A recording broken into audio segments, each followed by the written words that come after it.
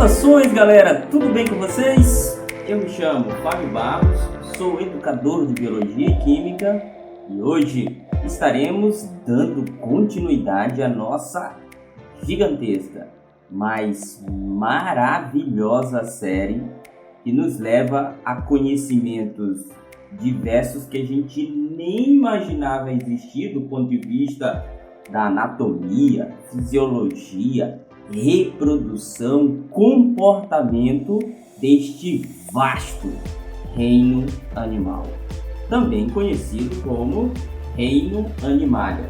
Já dá para perceber, por exemplo, que eu tenho uma paixão significativa pelos animais. Isso não acontece, obviamente, com todos os biólogos. Nós temos biólogos que gostam de plantas, nós temos biólogos que gostam de micro-organismos e eu gosto de animais. Isso ocorre porque a minha especialidade é em zoologia e eu acho eles fantásticos. Não sei quanto a vocês, mas se vocês quiserem conhecer mais sobre estes caras, já deixe seu comentário aqui com dicas e sugestões. Deixe também seu like para nós. Não esqueça, é fundamental. Já também se inscreva no canal se não for inscrito e compartilhe o conteúdo deste vídeo com outras pessoas para que seus amigos também tenham acesso a ele. Então, já pegue a sua xícara de café, seu caderno, sua caneta, seu lápis e é importantíssimo lembrar que aqui, além de ser um vídeo, é óbvio, você pode assistir lá confortável e tal, deitado, beleza?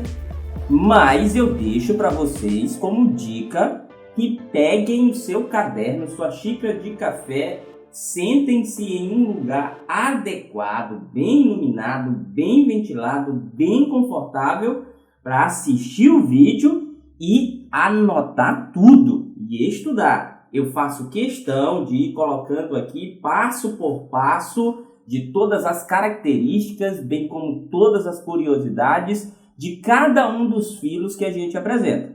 Beleza? Eu falo de Altamira, no estado do Pará, no meio da Amazônia brasileira e vocês já sabem, às margens do majestoso Rio Xingu.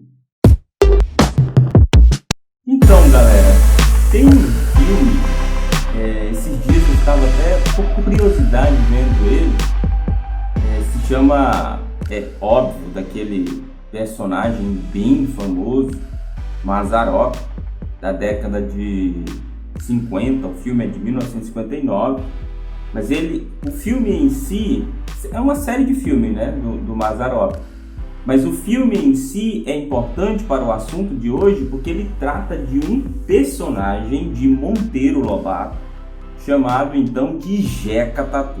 Não sei se vocês já ouviram falar nele, eu acredito que já. Ele é muito famoso, é um personagem clássico e por ser clássico, ele cai bastante em provas dos vestibulares e do Enem.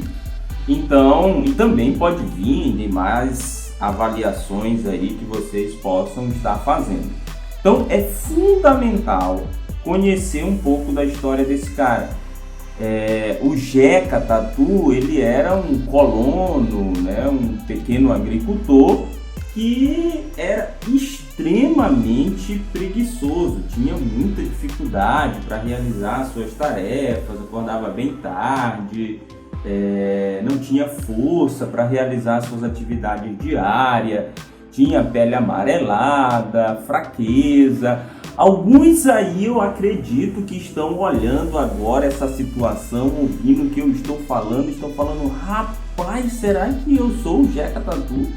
Então, uma vez eu tive uma aluna, não vou dizer quem, não vou dizer quando, não vou dizer aonde, a questão da ética não me permite fazer isso, vocês já sabem, mas essa aluna estava na mesma situação, ela também não tinha forças para estudar, estava com muita preguiça, estava com muita dificuldade, né? Acordava bastante tarde, enfim, estava, como a Thaís gosta de falar, descrente da vida.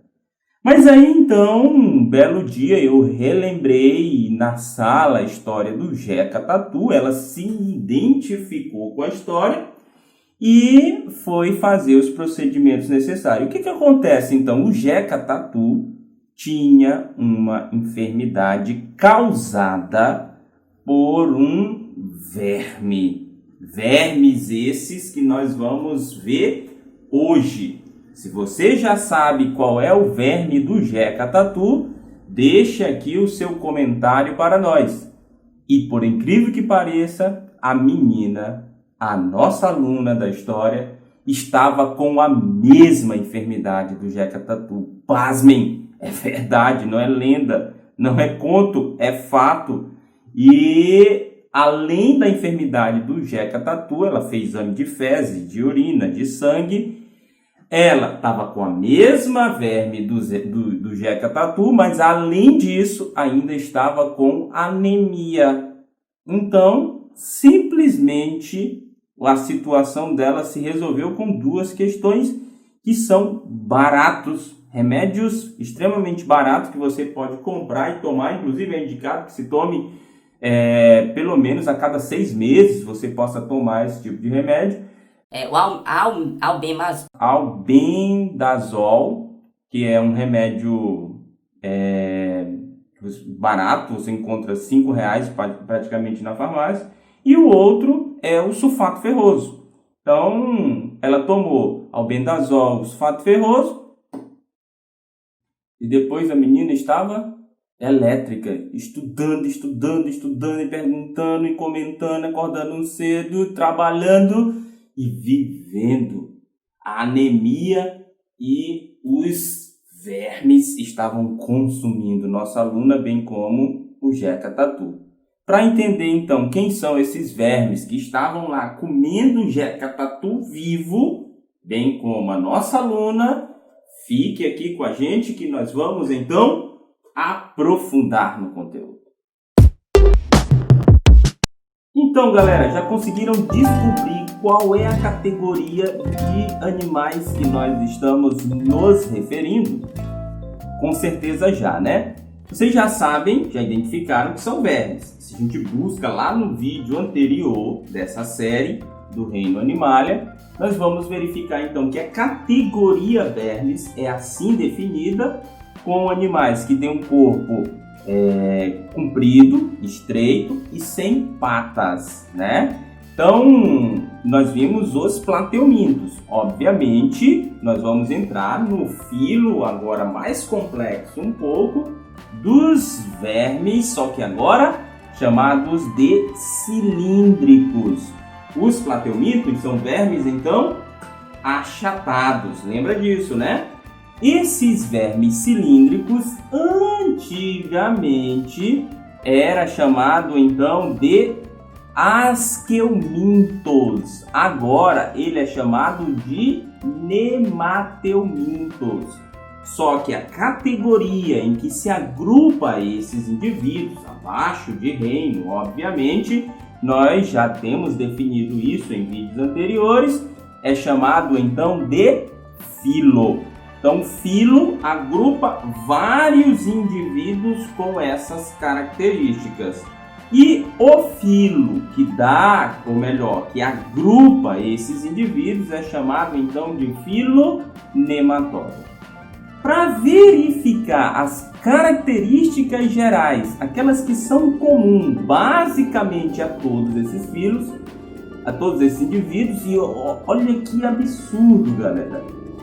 Quando a gente está gravando, vocês sabem, obviamente, a gente grava em casa, monta um pequeno estúdio aqui para gravar, passa moto, passa carro, cachorro late, mas agora está passando um helicóptero. Mas enfim, vamos continuar no nosso vídeo, né? Eu acho que a sociedade se reúne em força, uma grande força de vontade, eu diria assim, me faltam palavras para definir, para não deixar o mundo se livrar dos vermes.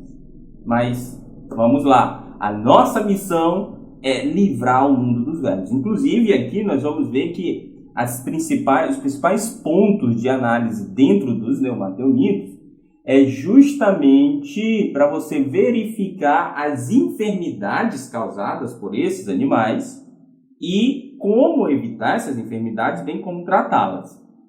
Então, nós vamos ver isso também aqui. Mas, para início de conversa, vamos iniciar pelas características gerais que praticamente vão estar presentes em todos os animais que pertencem a este filo. Obviamente, depois esses animais vão ser divididos lá em classes, seguindo todas as definições taxonômicas, até chegar em espécie. Perfeito, galera? Para a gente, então, entender que características é essa, eu vou deixando aqui para vocês. E aí, ou melhor, desse lado, né? Vou deixando aqui desse lado para vocês. E aí vocês, com o seu caderno, a sua caneta, seu lápis, aí vá fazendo as anotações necessárias. Tudo bem, galera? Vamos então para as características gerais do filo. Para começo de conversa. Moto, helicóptero. Vamos contando? Nós vamos contando aqui então. Então passou uma moto e um helicóptero. Então, galera, para começo de conversa, a característica que dá origem ao nome do filo.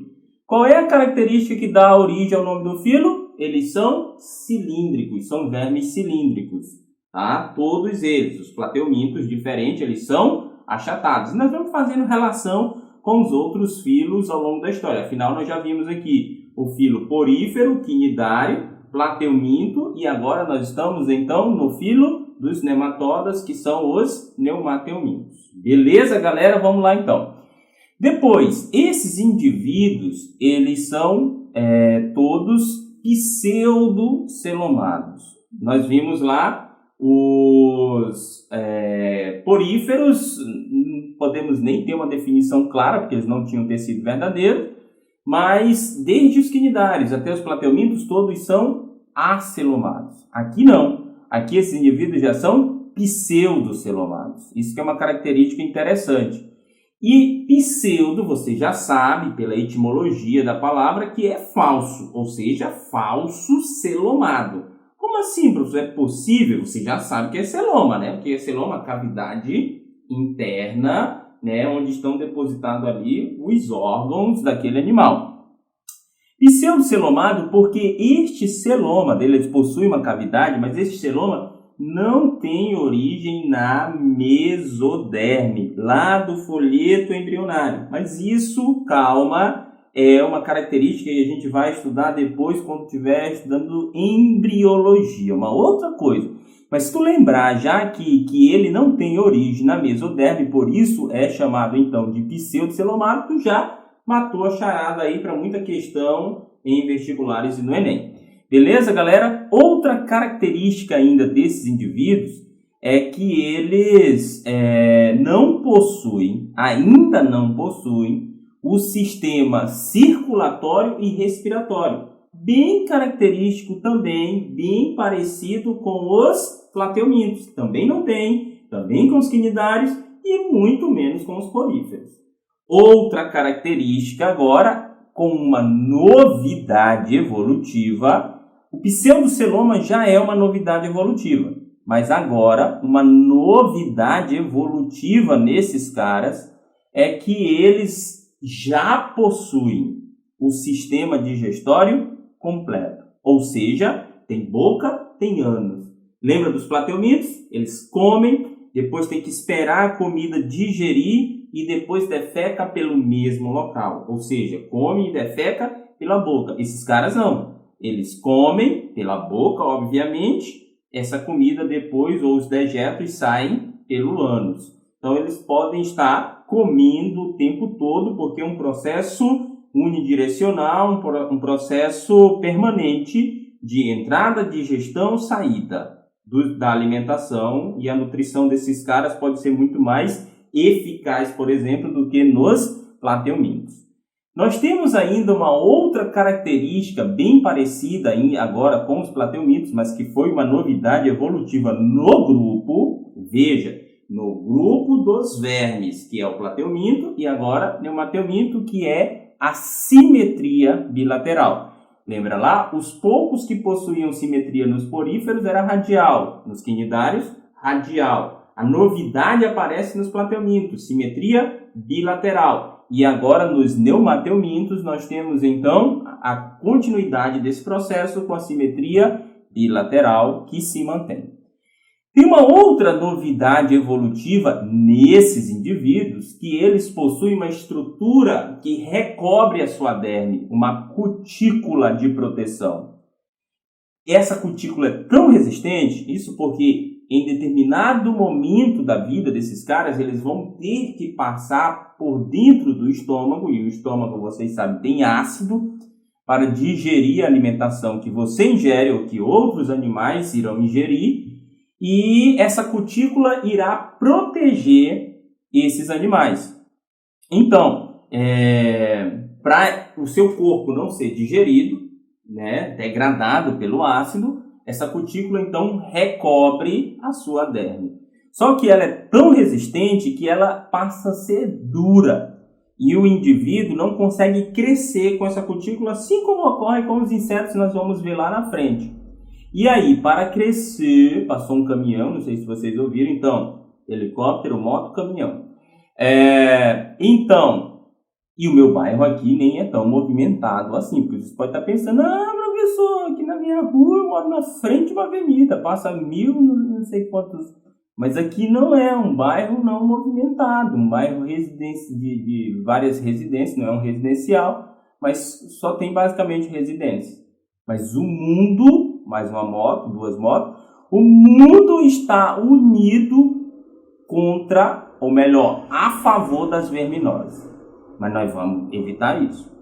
Galera, então, mas seguindo essa característica, eles não conseguem crescer com essa cutícula. E aí o que eles precisam fazer? Eles saem de dentro da cutícula, crescem e depois reconstrói de novo, formata novamente no seu corpo uma cutícula nova para eles. Então, isso vai acontecendo o tempo todo, durante todo o seu período de vida. Sai da cutícula, cresce, formata uma nova cutícula. Sai da cutícula, cresce, formata uma nova cutícula. E assim sucessivamente. Beleza, galera? Esse processo, bem como nos insetos, aqui nele dá o mesmo nome, é chamado de equidise. Galera, a prefeitura resolveu fazer uma força-tarefa para limpar as ruas.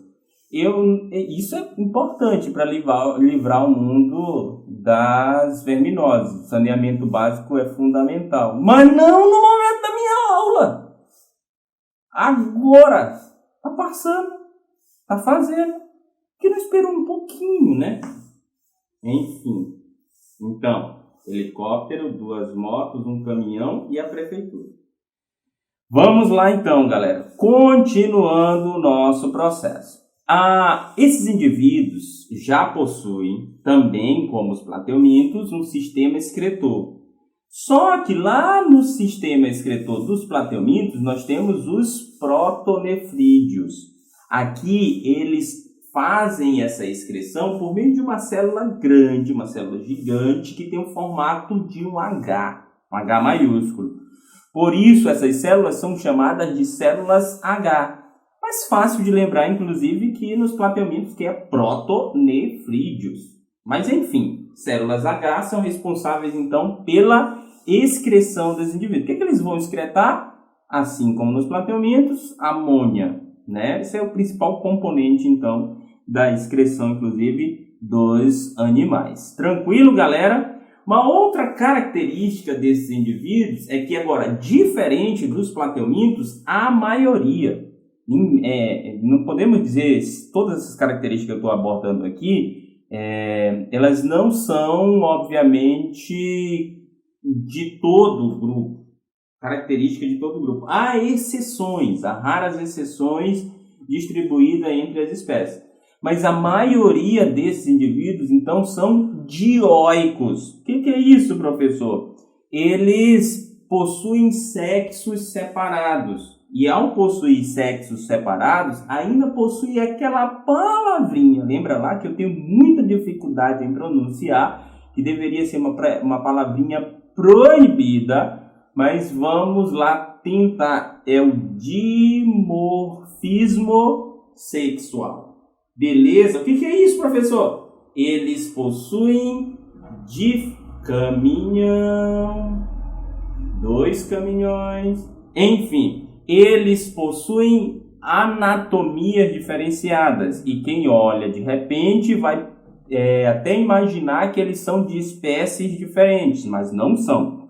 O macho, geralmente ele tem uma curvatura na ponta da sua cauda. Essa curvatura é justamente para que ele possa segurar na fêmea e fazer a cópula. Então nós já sabemos aqui, a reprodução é sexuada. Muito bem. E ainda mais, a fertilização é interna, porque eles já possuem cópula, esses indivíduos. E a maioria do grupo são parasitas.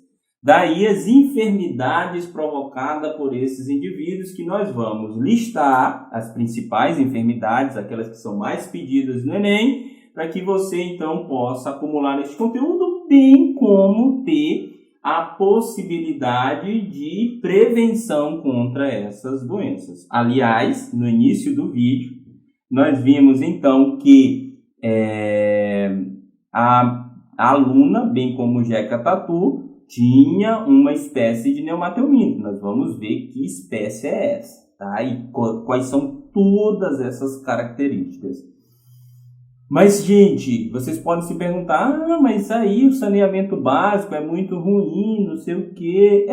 Evidentemente, com um saneamento básico ruim, uma educação sanitária ruim, uma educação ambiental ruim, todas essas possibilidades podem te levar a pegar a obter essas enfermidades com mais frequência. Porém, veja bem, alguns estudos já realizados, por exemplo, em parquinhos de crianças, esses que ficam brincando ali na areia, foram coletadas então areias desse parquinho para ser analisada em laboratório. E na areia foi identificado, por exemplo, ovos desses animais. Esses ovos, então, podem entrar em contato com a boca dessas crianças, bem como tem vermes que conseguem adentrar na derme, na pele, e chegar até os vasos sanguíneos. Então, por isso, galera, pode ser que lá no parquinho a mãe dessa criança possa pegar a doença, bem como a criança possa pegar o verme e desenvolver a doença.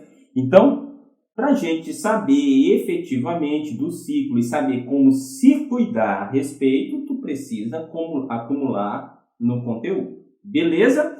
E por último, nós temos ainda uma característica importante deste filo, que esses indivíduos, eles são terrestres, alguns podem ser terrestres, mas nós temos indivíduos também de água doce, lucícolas, e temos indivíduos, inclusive, marinhos. Então, a espécie está bem distribuída aí. Tranquilo? Essas são as características do indivíduo, as características gerais do grupo. Agora, nós vamos avaliar cada uma das classes, assim como estamos fazendo com os outros filos, vendo características individuais da classe e a enfermidade que ela provoca no corpo, principalmente do ser humano, porque esses indivíduos, eles são especialistas, ou seja, a maioria desses vermes vai parasitar um único organismo.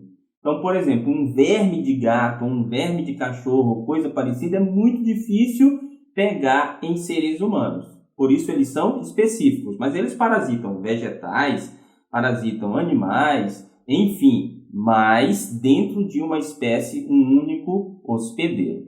Tranquilo? Para verificar, então, cada uma dessas classes e suas particularidades, bem como as enfermidades causadas por ela e, principalmente, como é que se dá o ciclo reprodutivo, vamos aprofundar no conteúdo. Galera, antes de entrar, então, na nossa primeira classe, tem uma curiosidade. Agora aqui uma curiosidade que, para mim, eu achei, quando descobri isso, eu achei espetacular.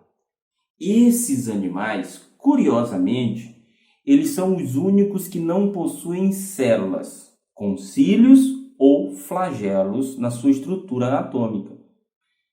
Ah, professor, isso não é curioso não. bicho, é curioso. Sabe por quê? Porque geralmente, ou melhor, todos os outros fílios, os grupos animais, eles possuem alguma célula que é ciliada e ou flagelada.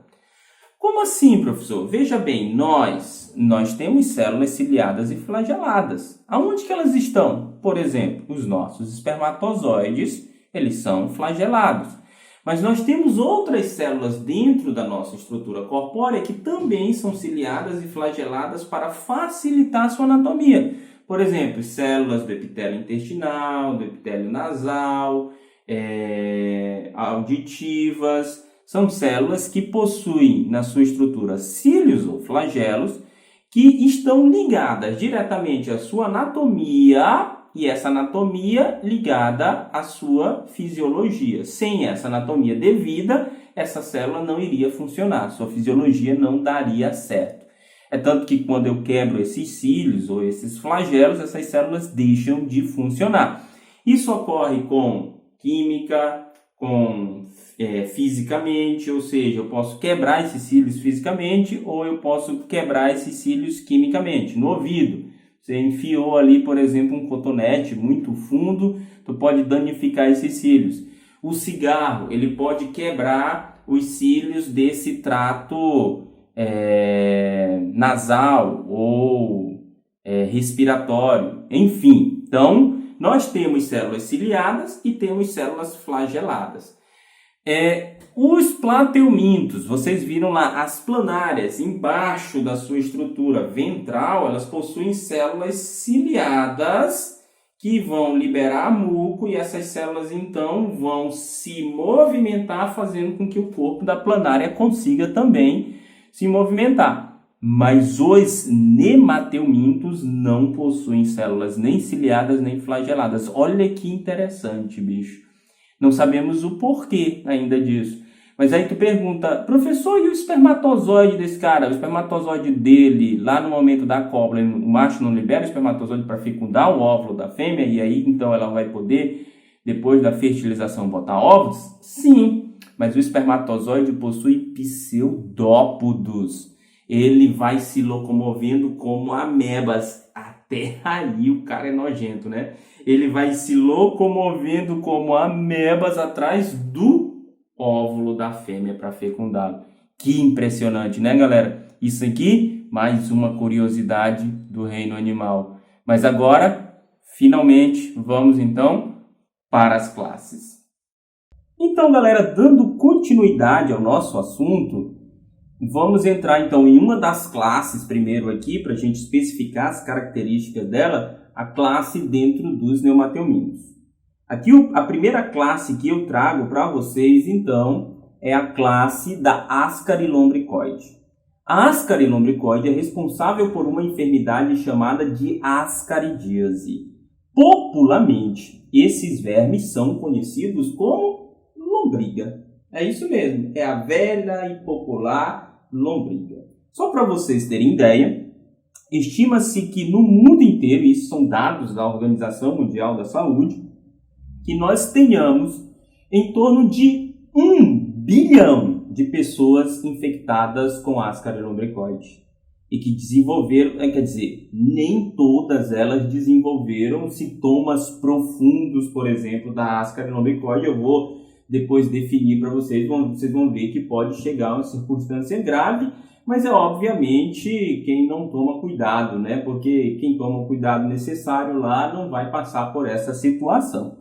Beleza, galera? Mas antes de entrar propriamente dito na enfermidade, nas características da doença provocada pelo verme, vamos ver as características do verme. Todas aquelas características já apresentadas estão dentro dessa classe, obviamente, mas aqui tem uma característica... algumas características que a gente precisa definir, tá? Esses vermes, eles vivem, primeiro, eles habitam o intestino delgado. Ah, professor, então qual é a ideia daquela cutícula de proteção que reveste a derme desse cara? Calma lá, nós vamos chegar nisso, tu vai ver qual é a função daquela cutícula e faz todo sentido biológico ela está presente nesses indivíduos, porque o ciclo dele, eles fazem uma migração lá dentro do indivíduo, que é uma coisa bizarra. Outro detalhe, obviamente eles possuem os dois sexos, o macho é menor do que a fêmea, e por fazer esse processo de reprodução sexuada, a fêmea, depois de fecundada, vai botar ovos e esses ovos saem nas fezes. E é aí que começa o processo, então, de contaminação. Então, para a gente definir melhor isso, vou apresentar o desenho aqui para você do ciclo de vida desse cara, de reprodução, e a gente vai entender melhor como ele se comporta e algumas coisas que fazem parte, inclusive, da sua anatomia e fisiologia biológica, beleza? Então, como eu falei para vocês no início, ele vai estar habitando o quê? O intestino delgado. Então vai estar ali, vai se reproduzir, o macho fêmea, né? A fêmea bota ovos, esses ovos vão então para o intestino grosso, no intestino grosso eles saem nas fezes. Observação sobre os ovos, eles são extremamente resistentes. Então eles podem ficar no ambiente por muitos e muitos dias, beleza, galera? Então, botou os ovos, foi para o intestino grosso, saiu nas fezes e é aí que começa o processo do saneamento básico. Se o indivíduo está vivendo em condições insalubres de saneamento, essas fezes podem contaminar o solo, podem contaminar a água, ou um tratamento inadequado, na verdade, dos dejetos, pode levar esses ovos a outras pessoas. E outras pessoas também que não estiverem tomando os devidos cuidados sanitários adequados, então vão se infectar por esses ovos. Como eu disse para vocês, 1 bilhão de pessoas estima-se que tem esses ovos, e isso devido a uma falta de educação sanitária e de saneamento básico adequado. Eu acredito, inclusive, que agora a nossa prática, por exemplo, com o combate à Covid-19, vai diminuir esses índices, porque vocês estão vendo que a população do planeta tem uma resistência às devidas precauções sanitárias do cuidado com a saúde, né? Nós estamos assistindo isso ao vivo, diariamente, aí, ocorrendo no planeta como um todo.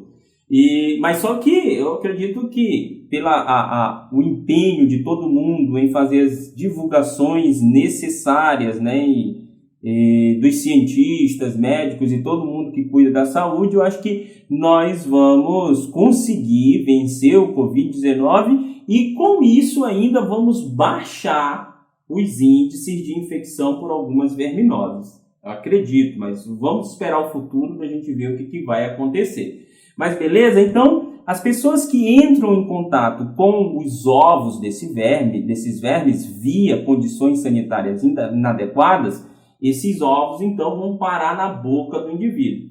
Ah, professor, mas eu tomo todo o cuidado necessário, mesmo assim ainda pode ter contato com ele. Alguns estudos, como eu disse lá no início do vídeo, apontaram que foram encontrados ovos em areias de parquinhos pelo Brasil. Imagina o que é isso, né? Então, esse ovo caiu em contato com a boca do indivíduo, foi parar, obviamente, no estômago, lá sendo resistente, vai resistir ao ácido do estômago, chega então ao intestino delgado. Lá no intestino delgado esse ovo eclode, vira uma pequena larvinha, aí aqui começa o ciclo desse cara de forma, meu Deus do céu, uma viagem gigantesca pelo corpo do indivíduo infectado. Ele rompe a parede do intestino delgado, entra na corrente sanguínea, viaja pelo sangue desse cara, vai parar no fígado. Do fígado, ele vai para o coração. No coração, ele continua a sua viagem pelo sangue, entra no pulmão deste cara. Quando chega no pulmão, ele rompe os alvéolos do pulmão, entra nas traqueias, vai até a boca do indivíduo novamente, só que aqui ele já é um vermezinho pequeno, não é mais a lava. Veja só. Aí o indivíduo aqui pode tossir, cuspir esse verme, que já é uma coisa extremamente nojenta, né? Se vocês estão pensando isso daí. Ele pode tossir, cuspir o verme, vai dar uma coceirinha ali, ele vai tossir, ou, pior, ele pode engolir o verme. Quando ele engole o verme volta para o estômago e é aqui que a cutícula vai fazer a diferença. Se ele não tivesse a cutícula, o que iria acontecer com ele? Ele seria digerido. Mas como ele possui uma cutícula de proteção da sua derme, ele passa pelo estômago, volta para o intestino delgado, lá ele vai se desenvolver, crescer, trocando de cutícula, fazendo equidise até chegar no seu período reprodutivo novamente, que ele vai acasalar com a fêmea, copular por fecundação interna, ocorre a fertilização, a fêmea bota ovos, esses ovos vão para o intestino grosso e saem nas fezes, completando o ciclo novamente. Olha que coisa bizarra, né, gente? Agora é o seguinte, pessoas que possuem, muito possivelmente você já teve esse verme, eu não, né? Claro, vocês já sabem disso, mas vocês com certeza já tiveram, porque eu sempre tive esse intuito de biólogo para me proteger dessas coisas. Mas vocês com certeza já tiveram 1, 2, 5, 10 vermes desse. Quando tem até 10 vermes lá no seu intestino, ele não faz tanta diferença na sua saúde, tá? Mas quando você tem 50, 100 vermes, eles começam a fazer uma teia no teu intestino, vão provocar uma obstrução intestinal e isso pode, inclusive, levar à morte. E se for muitos vermes que estão viajando pelo teu corpo, esses vermes, quando vão para a traqueia, pode sair pelo nariz, tem ataque de verme que sai pela boca, enfim, coisas absurdas, né? Bizarras, parece filme de terror. Então, para se livrar desses caras, saneamento básico adequado, tratamento dos dejetos, educação sanitária e, de vez em quando, 6 em 6 meses, aí, tomar um remedinho para verme, tá? Albendazol, você tomou lá, R$5 na farmácia, pronto, se livrou desses caras, é tranquilo e muito fácil, né, combater esses indivíduos. Com o devido cuidado, uma informação básica, a gente pode se cuidar desses indivíduos. Mas por isso, por falta dessa informação de educação sanitária, é que nós temos 1 bilhão de pessoas no mundo infectadas. Beleza, galera? Então, essa é a primeira classe, vamos então para a segunda classe. Então, a segunda classe aqui para nós é o ancilostoma duodenado, ou um outro indivíduo também chamado de necato-americanos. Eles vão provocar, então, a doença, a enfermidade chamada ancilostomose. Essa ancilostomose é, então, a doença do famoso amarelão. Tá? A outra lá era a lombriga, e esse daqui é do amarelão. E, obviamente, acho que vocês já sacaram lá desde o início do nosso vídeo, nós estamos falando dele.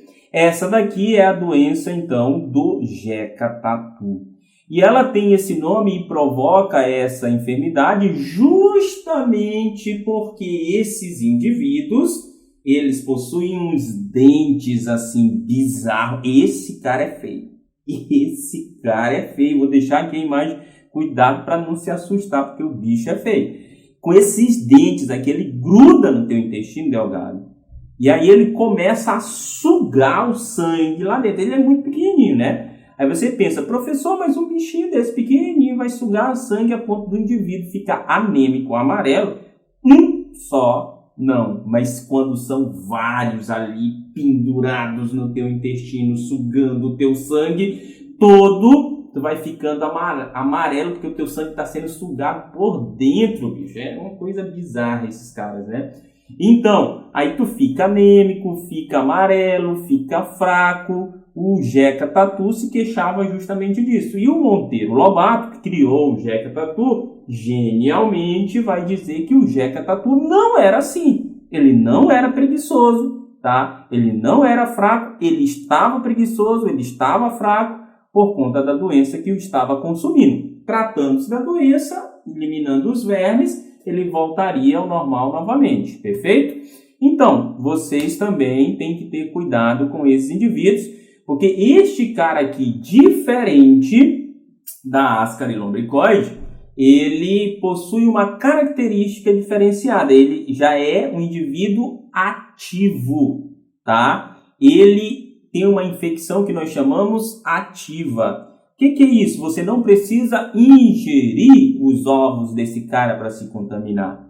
Você andando descalço, e era isso que acontecia justamente com o Jeca Tatu, andando descalço por aí, você pode encontrar esses vermes em algum lugar e ele então vai romper a tua derme, ele vai rasgar a tua derme, a tua pele, vai chegar até os vasos sanguíneos, vai entrar pelos vasos sanguíneos e chegar no teu intestino para depois copular lá dentro. Então, olha que bizarro esse cara aí, né? Então, cuidado com calçados adequados, educação sanitária necessária e, novamente, aquela mesma estrutura que nós vimos lá no vídeo passado, né? Em 6 meses, tomar um albendazol aí, você, então, tá livre desses caras. Então, muito fácil, né? Se livrar dessas verminoses. Só ter o cuidado necessário. E vocês agora têm o papel de serem divulgadores disso também. Ajudem outras pessoas a se livrar dessas verminoses. Vamos baixar os índices de contaminação no mundo inteiro. E para fazer isso, é só você ajudar outra pessoa dando a indicação ou compartilhar esse vídeo com seus amigos para que outras pessoas tenham acesso a esses conteúdos também, né? Para a gente entender mais, vamos à próxima classe. Então, galera, vamos aqui à nossa próxima classe da Euclereia bancroft. Olha que bizarro, já começa pelo nome, né? Esse daqui vai causar uma enfermidade chamada de filariose. O que é isso? Essa daqui me assusta. Essa daqui eu ficava muito assustado quando eu estudava ela e ficava muito perturbado, viu?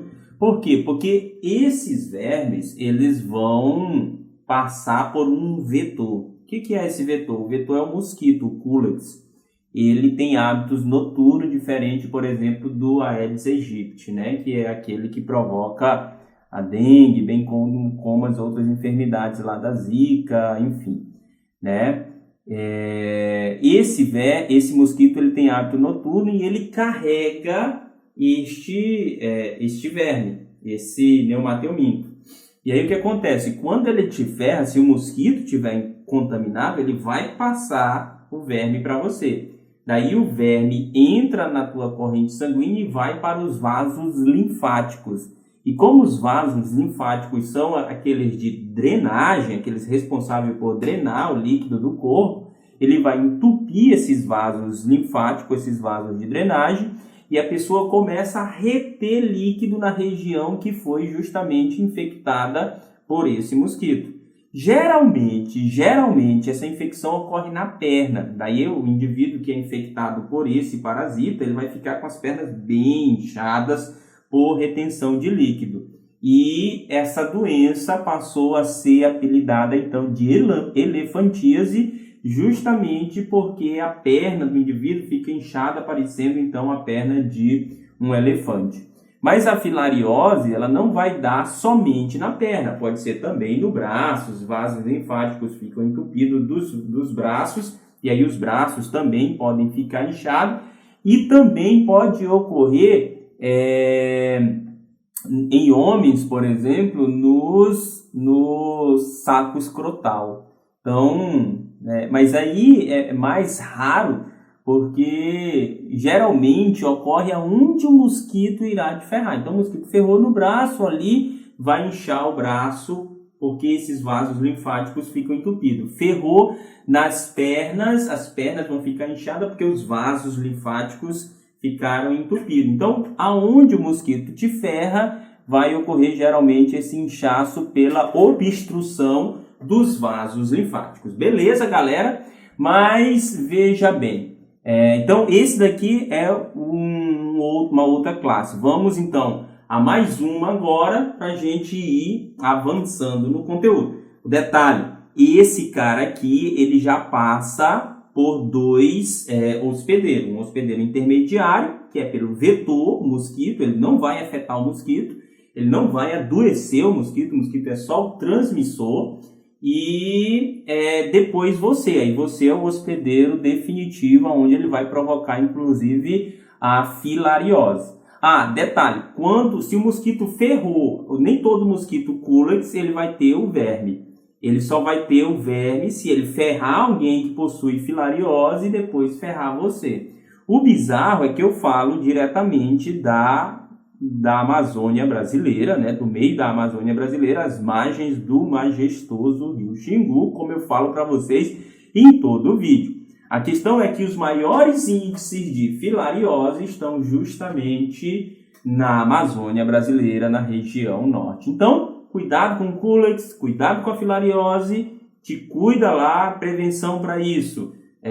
Combater o mosquito, né? Evitar que tenha mosquito na tua casa, e o saneamento básico te ajuda com isso, mas lá telas de proteção, repelente, enfim, combater o culex, que ele é o vetor da doença. Tranquilo, galera?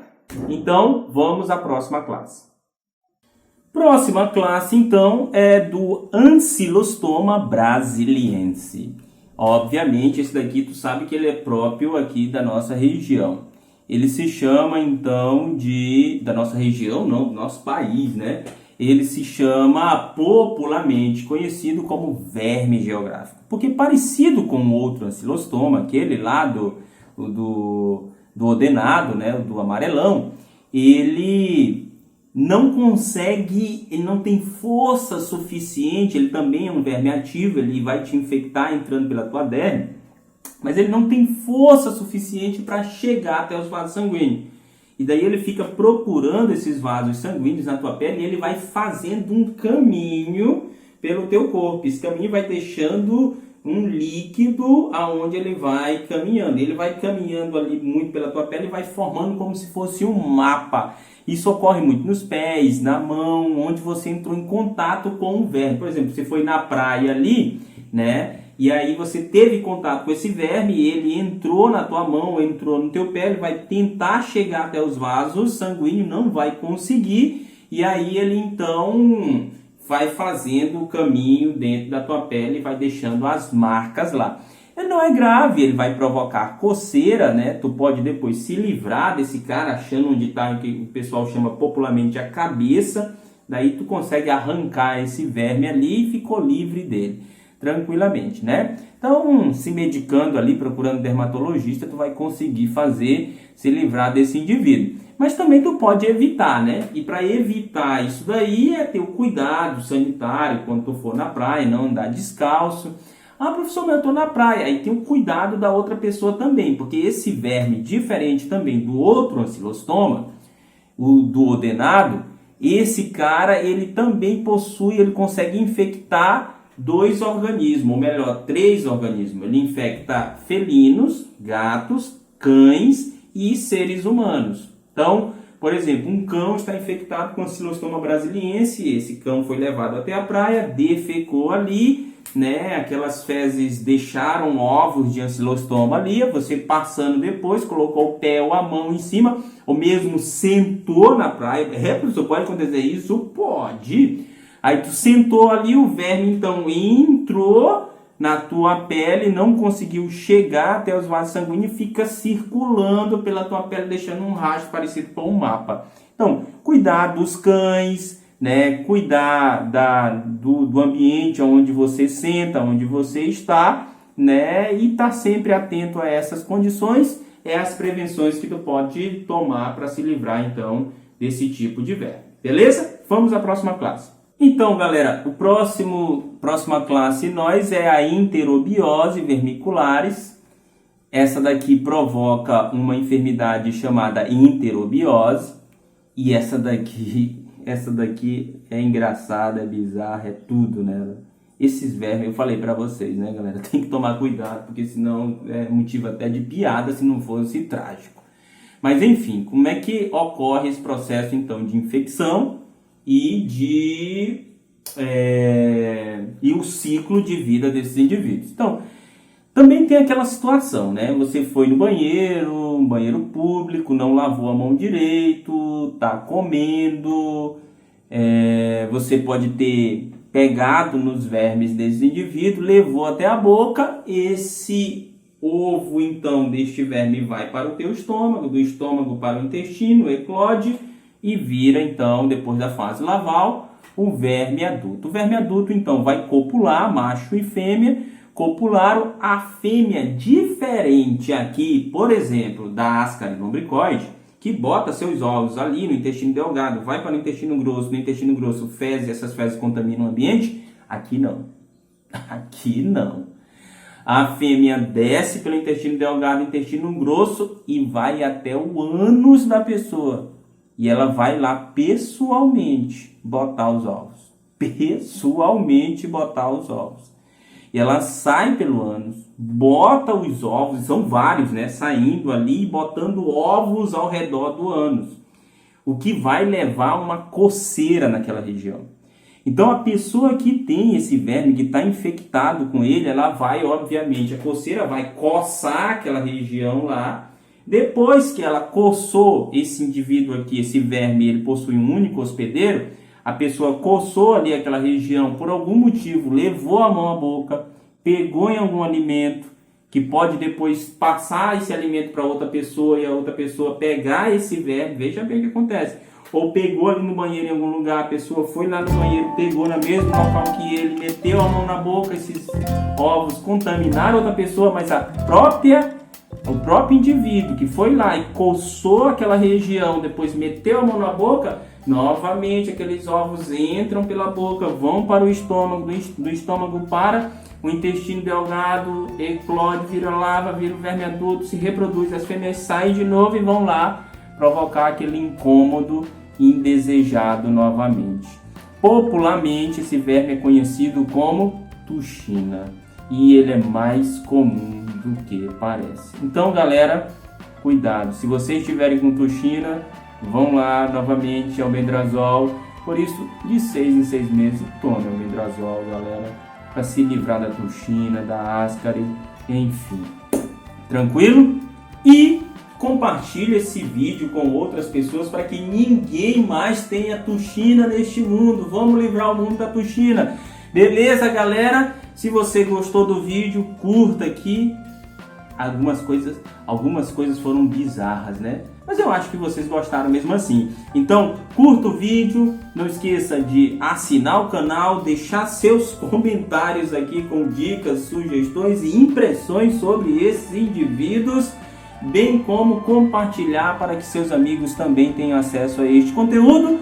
E a gente se vê no próximo Filo, que se Deus quiser não vai ser tão bizarro assim, não vai meter medo na gente.